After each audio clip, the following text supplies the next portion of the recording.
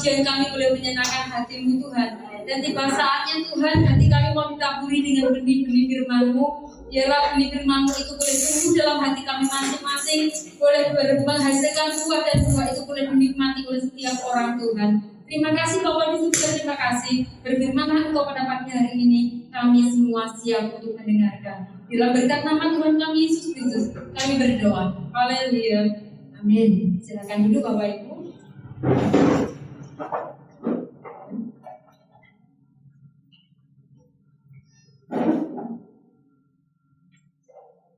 Shalom. Haleluya. Ada sukacita Bapak Ibu? Haleluya. Apalagi kita yang habis bertemu dengan saudara-saudara, ya pasti sukacita itu akan terus ada. Apalagi hari ini kita boleh bertemu dengan saudara seiman kita, dan kita boleh bertemu dengan Juru Selamat kita, yaitu Tuhan Yesus Kristus. Selamat datang juga kami ucapkan kepada Mbak Uti yang hari ini juga boleh bersama-sama kami, ya boleh beribadah bersama-sama kami, masih diberikan kesempatan untuk kita boleh bertemu pada pagi hari ini. Itu semua karena kasih dan kemurahan Tuhan. Mari Bapak Ibu, kita mau belajar bersama-sama firman Tuhan pagi hari ini. Tema daripada firman Tuhan hari ini adalah Yesuslah kebangkitan dan hidup. Ya. Kita akan belajar dari kisah 3 bersaudara. Ya. Ada 2 wanita dan 1 laki-laki, ya, yang saat itu mereka sedang menghadapi persoalan atau kesusahan. Kemudian Yesus datang untuk menolong. Kita akan baca di dalam kitab Yohanes pasal yang ke-11 ayat yang ke-25 sampai dengan ayat yang ke-26.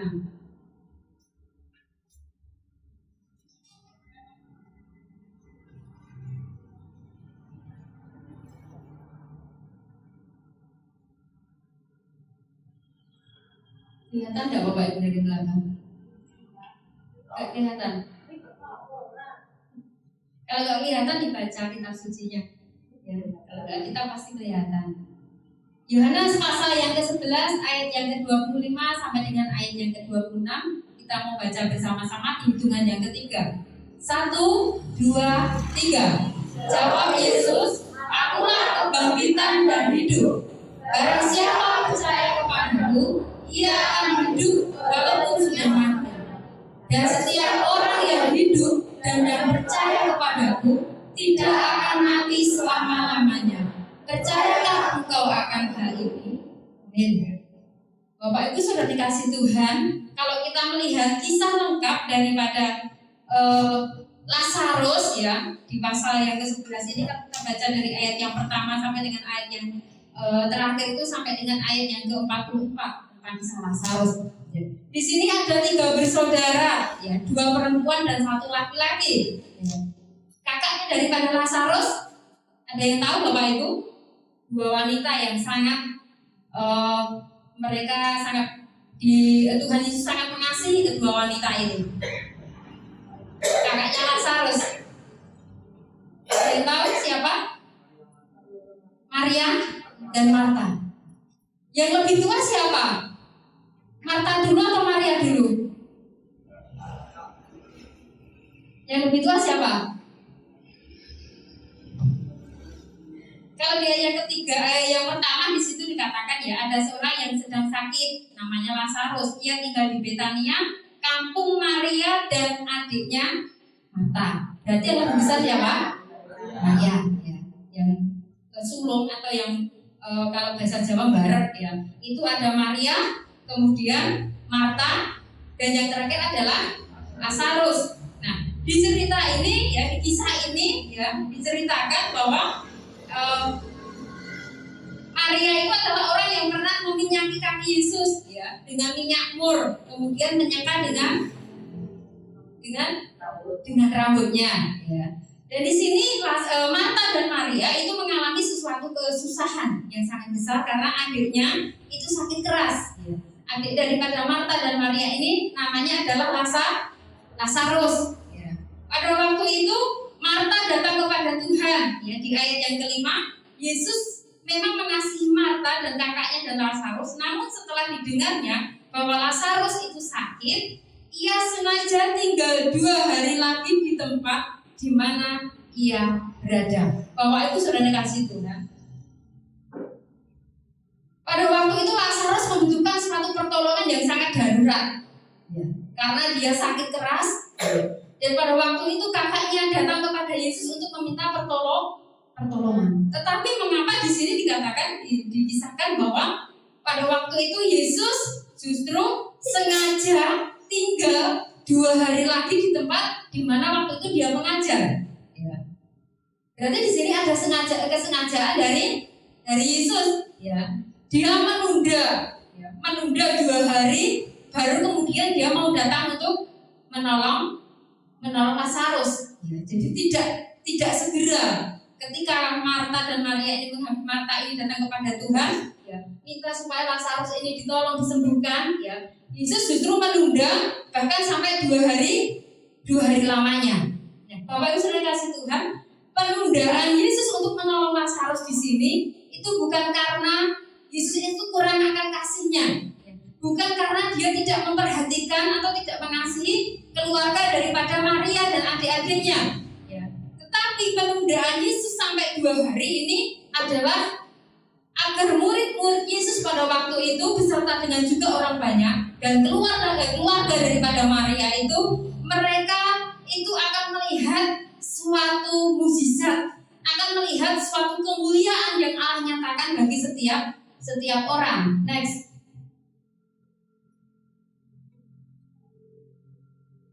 Nah, Yesus sengaja menunda untuk pergi menemui Lazarus agar kemuliaan Allah dinyatakan kepada keluarga, juga kepada para murid dan semua orang. Next, Mas. Enggak kelihatan.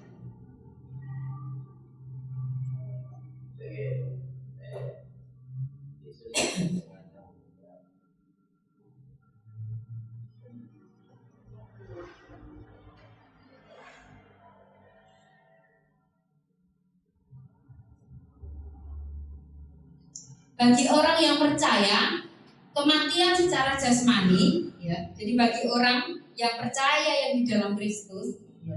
Jadi Lazarus pada waktu itu ketika Tuhan menunda sampai 2 hari itu terlambat bagi mereka, ya. Karena apa?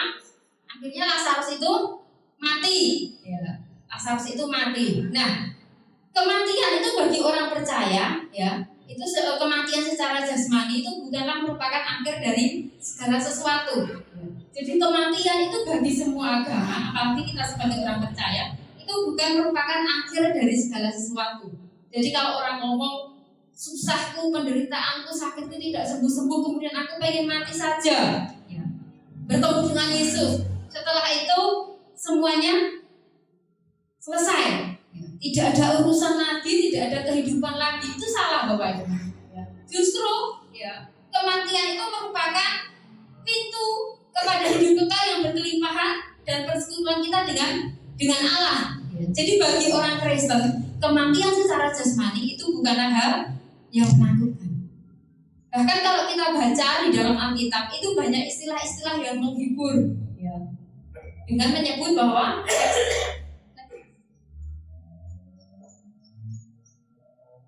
di dalam Alkitab itu ada istilah di sini, ya. Berharga di mata Tuhan kematian semua orang yang dikasihnya. Jadi kalau Bapak Ibu biasanya kalau melihat lelayu, ya, kalau ada orang yang di dalam Tuhan itu meninggal, ya, kata-katanya bukan berduka cita, bukan turut menangis, ya. Tapi di situ ada kata-kata. Di sini saya ambil 3 contoh, ya. Yang pertama adalah ini, berharga di mata Tuhan kematian orang yang dikasihinya. Ya, kalau Bapak Ibu bisa baca ayatnya di rumah nanti di Mazmur 116 ayat yang ke-15. Kemudian juga ada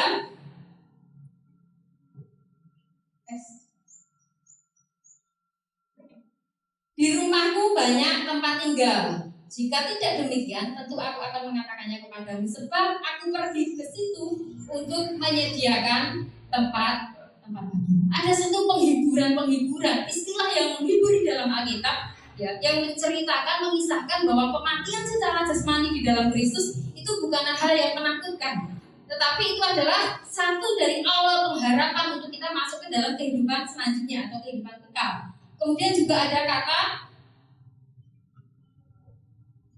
karena bagiku hidup adalah Kristus dan mati adalah keuntungan. Bapak bagaimana kematian itu merupakan suatu keuntungan. Tetapi di sini firman Tuhan ya, dengan jelas ada jaminan ya bahwa ketika kita mati di dalam Kristus ya itu merupakan suatu keuntungan. Karena apa? Ya, ketika orang itu mati di dalam Tuhan, mati di dalam Kristus, maka ada satu pengharapan yang Tuhan sudah siapkan, yaitu anugerah hidup yang kekal. Ya, jadi banyak istilah di dalam Alkitab yang tidak merasa mereka bersedih, meskipun secara manusia perpisahan itu sangat menyedihkan. Ya, apalagi berpisah dengan keluarga yang dikasihi, yang tadinya setiap hari bersama-sama, terus kemudian berpisah ya untuk selama-lamanya, itu hal itu menjadikan hal yang satu menyedihkan. Tetapi ada satu penghiburan di sini bahwa ketika orang itu matinya di dalam Kristus, ya, itu adalah merupakan suatu keuntungan. Karena apa?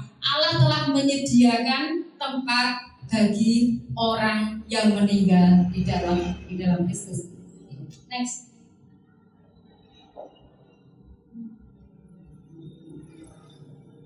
Nah, di sini Bapak Ibu, ketika Marta dan Maria ini bertemu dengan Yesus, ya, kemudian dia meminta tolong kepada Tuhan, akhirnya Tuhan menunda sampai 2 hari, kemudian baru terlambat sudah, ya, Lazarus itu sudah mati ketika Yesus itu datang, ya. Di ayat yang ke-33 di sini dikatakan bahwa ketika Yesus melihat Maria menangis dan juga orang-orang Yahudi datang bersama-sama dia, maka masgulah hatinya. Ia sangat terharu dan berkata, "Di manakah dia kamu berikan?" Nah, Bapak Ibu, ini satu bentuk kasih Kristus kepada saudara. Ini bentuk kasih Kristus kepada semua umat manusia. Ya, dia juga hatinya itu merasa masgul. Ya, kata masgul itu dari bahasa Yunani yaitu embrimaomai. Ya, yang menggambarkan bahwa suatu emosi yang sangat dalam dan meliputi suatu kemarahan. Ya. Jadi Yesus menjadi sedih dan berat ketika melihat penderitaan karena dosa. Jadi Yesus sedihnya bukan melihat karena Lazarus ini mati. Ya. Tetapi di sini makna yang sesungguhnya adalah bahwa Yesus itu menjadi sedih, ya, karena apa? Melihat penderitaan karena dosa manusia. Ya. Karena iblis, ya, karena tipu daya iblis. Nah, hal ini menunjukkan bahwa hati dan perasaan Yesus ketika menyaksikan duka cita dan penderitaan yang diakibatkan oleh kejahatan dunia ini. Jadi ada kata embrimaomai, ya, yang menyatakan atau menggambarkan perasaan Yesus pada waktu itu, yaitu emosi yang sangat dalam yang meliputi suatu kemarahan. Yesus sedih karena penderitaan manusia karena dosa-dosa yang dilakukan. Jadi hati Yesus itu masgul. Ya. Di sini juga dikatakan bahwa ketika dia bertemu dengan Maria dan Marta, ya, melihat bahwa orang-orang Yahudi dan yang ada di tempat itu mereka semua menangisi mayat daripada Lazarus, maka hati Yesus menjadi sedih. Next. Kemudian Yesus juga menangis. Ya, kalau kita melihat di ayat yang ke-35, menangislah Yesus. Ya. Kata masgul dan menangis ini menunjukkan perasaan simpati yang mendalam, ya, yang dirasakan terhadap penderitaan semua umat manusia. Ya. Kata menangis itu ada dari bahasa asli atau Yunani itu dakruo, yang menunjukkan bahwa Yesus menangis sampai terseduh-seduh, terisak-isak, ya, ketika melihat pada waktu itu kesedihan yang dialami oleh saudara-saudaranya. Nah, Bapak Ibu Saudara dikasih Tuhan, orang yang sudah mati, ya, kalau secara manusia pasti sangat mustahil kalau dia akan hidup kembali. Ya. Ada juga sih beberapa saya dengar berita, ya, tapi saya tidak tahu kebenarannya seperti apa. Ya. Banyak dukun, ya, yang bisa membangkitkan orang mati. Bapak Ibu pernah dengar? Pernah ya? Mbak Miki belum pernah dengar ya? Nehan udah pernah dengar belum? Orang mati itu bisa dibangkitkan kembali. Kalau di tempat sini dulu pernah didoakan ya Bu ya? Ya Bu ya. Itu si Yamin itu ya, datang di tempat ini itu sudah nyawanya itu sudah tidak ada. Ya. tetapi ketika didoakan dia hidup kembali. Itu menjadi satu kesaksian awal dari pertobatan Mbah Mantono dan keluarganya. Itu diawali dulu dari cucunya di tempat ini mengalami mukjizat yang daripada Tuhan. Kalau dukun mungkin dia bisa menghidupkan orang mati. Ada berita yang pernah saya dengar seperti itu. Tetapi apakah kita pernah melihat, pernah mendengar bahwa dukun itu bisa menghidupkan dirinya sendiri? Ada enggak Bapak Ibu? Enggak ada. Dukun itu bisa mengobati orang. Tetapi kalau mengobati dirinya sendiri belum tentu bisa. Dulu di sini awal pertobatan daripada Mbah Wiryo ya Bu dulu. Itu seorang dukun yang suka menolong, suka menyembuhkan orang. Kemudian dia juga bisa beres-beres itu Bapak Ibu. Misalnya minta pelarisan, ya orang jualan bisa laris. Kemudian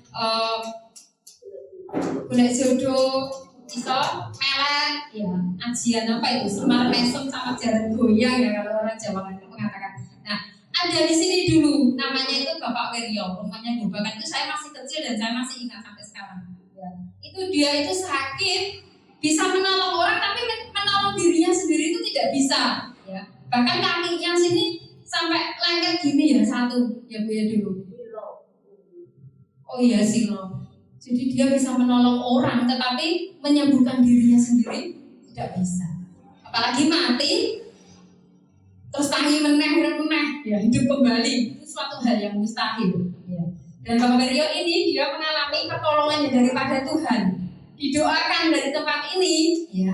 Itu pertama dia bisa jalan dari kakinya yang hanya bersila sampai beberapa tahun nggak bisa apa-apa. Ya. Ketika didoakan dia bisa sembuh dan awal daripada dia datang ke gereja itu jalan kaki. Bayangkan Bapak Ibu, sakit lumpuh bertahun-tahun tidak bisa berjalan, ketika didoakan sembuh dari Gobakan sampai tempat ini jalan kaki beserta dengan istrinya. Ya, namanya Bu Wiryo. Saya masih ingat dulu kalau datang ke gereja itu pakai kebaya, pakai lendang. Mbak Sumi mungkin masih ingat ya, Bu Sumiati juga orangnya tinggi cantik ya. Suaminya mantan seorang dukun. Dia bisa menolong orang tetapi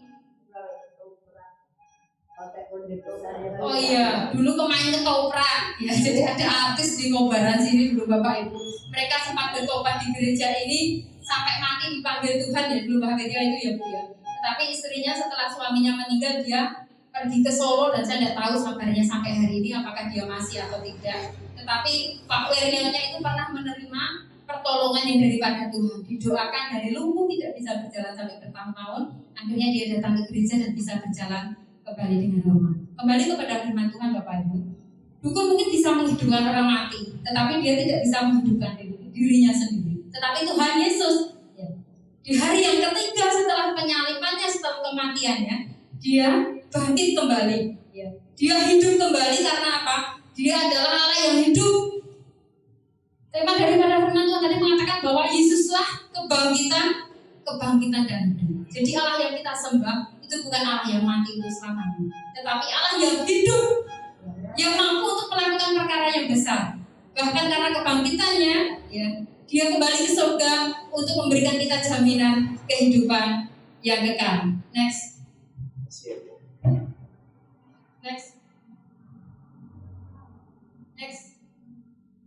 Nah, di sini Bapak Ibu ketika Yesus datang kepada Lazarus ya, dia bertanya, di manakah dia kamu baringkan? Ya. Pada waktu itu batu yang menutupi gua atau makam daripada Lazarus ini disingkirkan dan di situ Yesus berkata di ayat yang ke-40 bahwa ayat 41, maka mereka mengangkat batu itu, lalu Yesus menengadah ke atas dan berkata, Bapa, aku mengucap syukur kepadamu karena engkau telah mendengarkan aku. Aku tahu bahwa engkau selalu mendengarkan aku, tetapi oleh karena orang banyak berdiri di sini mengelilingi aku mengatakannya supaya mereka percaya bahwa engkaulah yang telah mengutus aku. Dan sesudah berkata demikian, berserulah ia dengan suara keras, Lazarus, marilah keluar. Kaki dan tangannya masih terikat dengan kain kapan tertutup dengan kain peluh. Kata Yesus kepada mereka, bukalah kain itu dan biarkan ia pergi. Satu mukjizat yang dilakukan oleh Allah kita, Bapak Ibu. Orang yang telah mati, bahkan matinya sudah berapa hari di sini? Sudah 4 hari. Kira-kira kalau sudah 4 hari ya, saya di rumah itu kalau ada tikus jatuh dari bawah, ada jatuh Bapak Ibu, sehari mungkin masih paling apek-apek ada. Kemudian setelah 2 hari itu baunya sudah mulai menyengat. Sudah Pak, baunya mana ini pada tikus yang mati, dicari-cari. Setelah 3 hari dia sudah busuk, sudah mengeluarkan banyak belatung. Lazarus pada waktu itu ketika dia mengalami kematian itu sudah 4 hari dia berada di dalam kubur. Sudah bau ya Bapak Ibu, kemungkinan kalau hari ketiga itu biasanya sudah mulai busuk. Bahkan orang-orang di sini ada yang mengatakan bahwa 4 hari Tuhan sudah berbau. Tetapi di sini ketika Yesus datang, Lazarus ini dia bangkit. Orang yang telah mati itu dia datang keluar dari kuburnya dengan masih mengenakan kain kapan. Jadi tangannya masih terikat, kemudian mukanya juga tertutup kain peluh. Ketika Yesus memanggil dia keluar dari kuburnya, Bapak Ibu sudah dikasih Tuhan, Lazarus dari kematian dia menjadi hidup kembali. Di dalam Tuhan, yang tadinya kita mengalami kematian secara rohani, mati di dalam iman, karena akibat daripada dosa. Ketika kita bertemu dengan Yesus, Yesus datang ke kita, panggil Yesus dan dia datang kepada kita, maka akan ada yang namanya hidup kembali. Dari kematian akan menjadi hidup. Dari sini ada beberapa kata istilah dalam bahasa Yunani tentang kehidupan. Yang pertama itu adalah bios.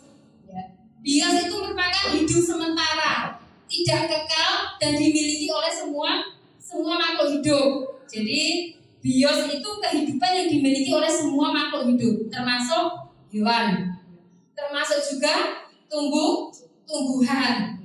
Apalagi kita yang menghirup nafas ini kita adalah manusia. Jadi bios itu berbicara tentang hidup yang dimiliki oleh semua makhluk hidup, baik itu binatang, tumbuhan maupun manusia. Dari lahir, kemudian dewasa, menikah, punya anak, punya keluarga, kemudian setelah itu tua dan akhirnya mati. Itu namanya adalah kehidupan ini secara bios, yaitu kehidupan yang sementara, yang tidak kekal. Jadi kehidupan kita yang sekarang ini di dunia ini termasuk hidup bios, karena hidup kita itu tidak langgeng atau tidak kekal, tetapi hanya sementara. Ning donya mung mampir uwi wae. Jadi bios itu kehidupan yang dimiliki saat ini, bahkan bisa dilihat dari mungkin kecantikannya, kegantengannya, kekayaannya, kedudukannya, jabatannya yang tidak abadi.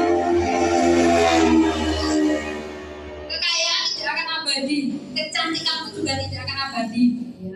Mungkin saat ini kita masih muda, kulitnya masih kenceng-kenceng, yang masih cantik-cantik. Lihat nanti setelah 40 tahun lagi, mungkin sudah seperti Mbak Uti, giginya sudah mulai habis, kemudian juga sering mengalami kelemahan tubuh, karena firman Tuhan mengatakan bahwa umur manusia itu di atas 70 tahun itu adalah sakit dan penderitaan.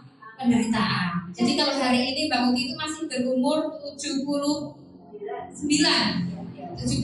tahun, itu berarti sudah dikasih bonus oleh Tuhan banyak sekali. Dan kita doakan terus biar terus semangat, terus kuat, dan terus sehat. Jadi kehidupan bios itu berbicara tentang kehidupan yang sementara yang kita alami pada saat ini. Jadi semuanya tidak ada yang abadi, tidak kekal. Baik kecantikan, baik harta benda, baik jabatan. Jika kita mati nanti semua akan kita tinggalkan. Kemudian di sini ada kata dari kata bios ini Bapak Ibu, akhirnya adalah muncul yang namanya istilah biologi. Yang belajar di sekolah di SMP itu tidak ada pelajaran biologi. Ada ya. Kalau sekarang kan umum mata pelajarannya itu umum. Kalau dulu itu ada biologi, ya, ada IPS, IPA itu dulu sendiri-sendiri. Tapi sekarang yang SD yang kurikulum baru ini semua jadi satu ya, beda ya. Jadi tema 1, tema 2 itu udah mencakup semua pelajaran. Jadi yang belajar ya agak susah karena di situ ada matematika, ada bahasa Indonesia, ada IPS jadi satu. Kemudian ada istilah ini, TC, kehidupan jiwani yang meliputi pikiran, emosi, dan kehendak. Ya. Dari kata-kata ini kemudian muncul dan lahirlah kata-kata yang bernama psikologi. Ya. Ada psikologi perkembangan, ya. Ada psikologi anak, ada psikologi lansia. Yang orang-orang yang sudah tua itu berbicara tentang jiwani, yaitu meliputi pikiran, emosi, dan juga kehendak. Nah yang ketiga, nah ini Bapak Ibu, kehidupan yang ini apa beliau? Kehidupan bukan Zoe Abbas loh Bapak Ibu. Siapa itu artis yang jadi nama itu? Namanya kan pakai itu. Zoe Abbas, bukan Zoe Abbas itu. Jadi ini merupakan kehidupan di kekekalan. Ya. Hidup ini dapat kita alami, ya, jika kita senantiasa berada dalam kebenaran firman Allah. Ya. Berada dalam kebenaran itu berarti menjadi pelaku kebenaran. Jadi kalau kita belum sampai ke taraf menjadi pelaku firman, maka kita belum berada di dalam hidup. Nah, kira-kira Bapak Ibu maunya hidup yang di mana? Yos, Pise, atau So? Ya. Tentunya yang kita kejar, yang kita utamakan ini adalah yang So. Diingat-ingat ya Bapak Ibu? So gitu ya. Jadi so itu adalah kehidupan di kekekalan nanti. Ya. Jadi kalau kita saat ini belum bisa menjadi pelaku firman, kemudian kita belum bisa melakukan apa yang menjadi perintah Tuhan, itu berarti hidup kita masih di bios, di kehidupan sementara yang tidak mengejar akan kekekalan. Tetapi ketika kita mau ini, hidup ini, bisa ini, tentu kita akan mengejar nilai-nilai kekekalan. Yang kita kejar bukan kehidupan yang sekarang, yang sementara, yang bersifat keinginan daging. Karena apa? Orang yang terikat dengan keinginan daging atau keinginan dunia, maka matanya itu akan dikabulkan dengan hal-hal yang bersifat sementara. Kemudian dia akan kehilangan fokus untuk hidup di dalam kekekalan atau di dalam hidup soul. Nah, Bapak Ibu saudara dikasih Tuhan, dari kisah daripada Lazarus dibangkitkan ini, ya, kita tahu bahwa kita memiliki Allah yang sangat luar biasa. Allah yang begitu mengasihi kita, hatinya sampai masku, hatinya sampai sedih ketika melihat kejahatan seluruh umat manusia. Sehingga Allah berinisiatif untuk apa? Bagaimana caranya supaya manusia itu tidak binasa dengan dosa-dosanya. Allah berinisiatif untuk turun ke bumi menjadi manusia dan menjadi korban penebusan bagi kita semua. Dimana di bulan kemarin kita peringati bersama-sama tentang kematiannya. Yesus mati di kayu salib menjadi korban penebusan agar kita memperoleh kehidupan yang kekal. Nah, Bapak Ibu sudah kasih Tuhan.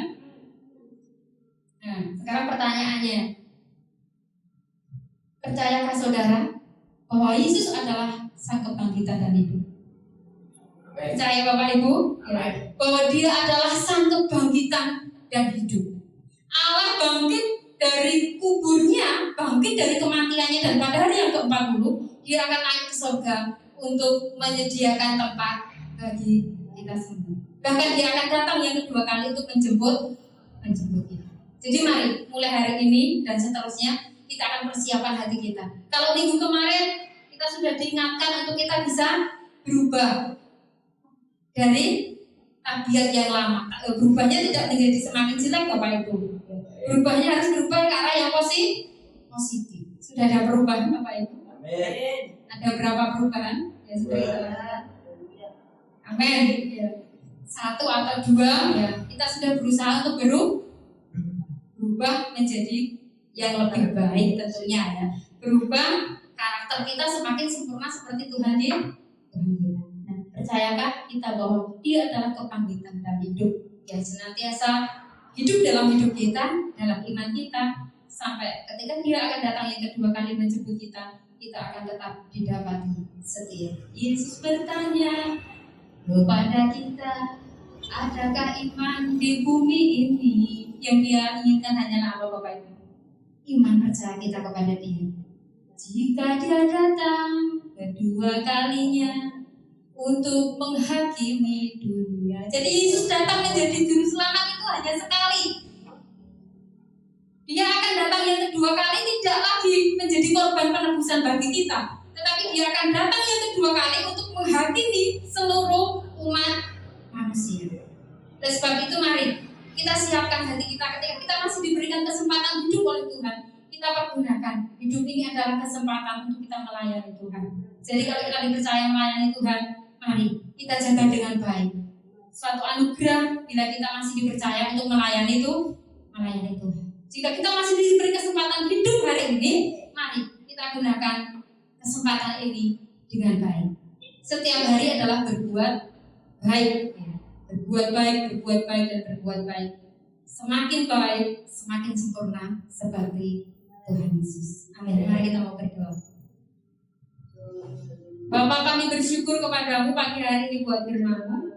Kami percaya Engkau-lah kebangkitan dan hidup Tuhan.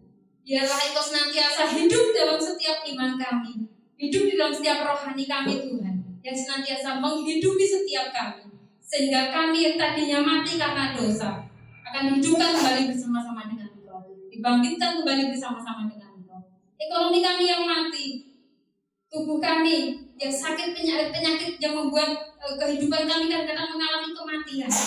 Tuhan, hari ini kami percaya bahwa ekonomi kami yang mati, rumah tangga kami yang mati, gereja yang mati, bahkan apapun yang mengikat kami Tuhan, hari ini kami percaya bersama-sama dengan Engkau ada kebangkitan dan ada kehidupan, sehingga dari kematian itu akan diubahkan menjadi satu sukacita besar karena telah bangkit dan menjadi Allah dan juru selamat bagi kami semua. Terima kasih Bapak buat firman-Mu pagi hari ini. Meskipun telah selesai diberitakan, tetapi biarlah terus menjadi rema dalam setiap hidup kami, dan kami akan melakukan kehendak-Mu itu hari lepas hari. Berikan kami kemampuan Tuhan untuk kami bisa melakukannya. Terima kasih Bapa di surga, terima kasih. Dalam berkat nama Tuhan Yesus Kristus, kami berdoa dan bersyukur untuk firman-Mu pagi hari ini. Haleluya. Amin.